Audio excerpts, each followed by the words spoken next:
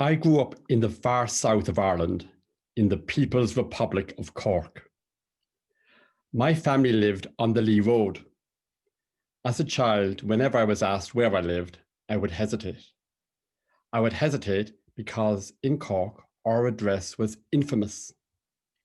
The Lee Road was mentioned in one of our folk songs, a song called Johnny Jump Up, sung by, among others, Christy Moore. Trigger warning, I'm about to do a bad rendition of an Irish ballad. I went up the Lee Road, a friend for to see. They call it the madhouse in Cork by the Lee. But when I got up there, I don't like to tell, they had the poor crater tied up in the cell. I lived on the Lee Road, the location of what everyone then called the madhouse, a huge Victorian red brick building that towered over the river at the edge of the city. Adults told children it was a place for crazy people, for people who didn't fit in. Cork Psychiatric Hospital. I'd heard rumours about life in the hospital. However, by the mid-1970s, as a young boy, I became acquainted with one of his patients.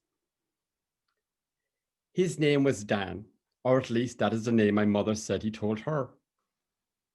At that time, some patients were permitted to leave the hospital to take a walk. One warm summer's afternoon, outside our house, Dan called out to my mother. He asked for a drink of water. My mother, a kind-hearted soul, offered the stranger a cup of tea. In subsequent visits, all I ever recall him saying to my mother was, "Lady, can I have a cup of cha?" Dan was true Cork, using the colloquial word cha to refer to tea, and he said it in that distinctive Cork lilting tone. That's how we kids came to call him cup of cha. When Dan knocked on the kitchen door and called out, "Lady, can I have a cup of cha?" my mum would let him into the kitchen and sit him down on a stool. Mum would reach for the tea caddy, the caddy of Barry's tea. Barry's is a tea blended in Cork. Mum would set out in front of Dan a fine cup and saucer, and Mum would prepare a cheese sandwich. She would carefully cut off the crust and then slice the sandwich into dainty triangles and serve it to cup of cha. As a child, I watched cup of cha. He reeked of cigarette smoke and his fingertips were brown. He made some jerky movements with his head and he had crossed eyes. Cup of cha heaped 4 spoons of sugar into his teacup. Mum might say to him, "It's warm today," or "It's cold today." Cup of cha didn't really converse. I suppose he was what we might nowadays be described as non-verbal. He never stayed very long. Very occasionally, when Mum was out, when cup of cha called, and so it fell to me to respond to him. I made him a pot of Barry's tea. I still have a Barry's tea caddy. I set out a fine cup and saucer, and I prepared him a cheese sandwich, remembering to cut off the crust and slicing the sandwich into dainty triangles. I realized we had at least one thing in common. Cup of cha liked his tea as much as I did. Cup of cha called at our house for a number of years. Then he no longer came. My mum made some inquiries and was told that he had died. I asked Mum, did Barry's tea come from China? Mum said no, it came from Africa. I left the Lee Road and Cork and even Ireland. I suppose I felt that I didn't fit in. In 1987, I went to live in the People's Republic of China. Being a tea addict, I brought with me to China my own familiar brand of tea, my Barry's tea. I may have been the only foreigner that year who brought tea into China.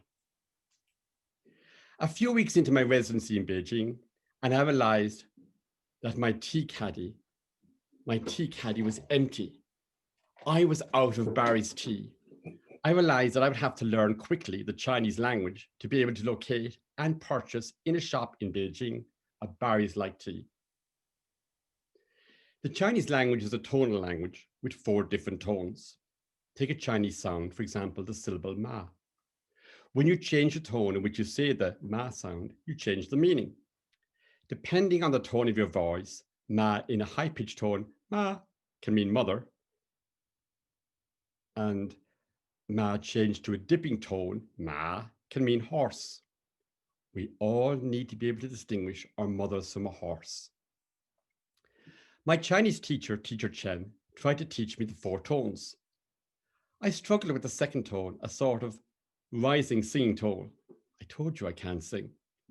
To help me, Teacher Chen pointed down to his mug of tea, and at the same time he raised his arm in a rising manner and said the word cha in a rising tone, not to be confused with cha in the high-pitched tone, which means fork. Hearing this, I fear that in China, when I'd ask for tea, the Chinese wouldn't know that I was trying to say, or worse, I'd been given a fork. Then I realized I'd heard this word cha before. I was reminded of the many times I'd heard Dan ask my mother for tea. Lady, can I have a cup of cha? And how he did so in his lilting Cork tone. Who would have thought that our Dan could pronounce Chinese? 33 years ago in Beijing, I went into a shop. I took a deep breath and said to myself, just imagine you're back in Cork and speak like Dan. I approached the Chinese shop assistant. I knew she was wary of me. Most Chinese viewed us foreigners as crazy. I said to the shop assistant, 同志, 你买不买茶? I waited. The shop assistant ambled down the counter. She lifted up a large tea caddy. My request had been understood. She had heard me say, comrade, do you sell tea? She did not hear, comrade, do you sell forks? I could ask for tea in Chinese.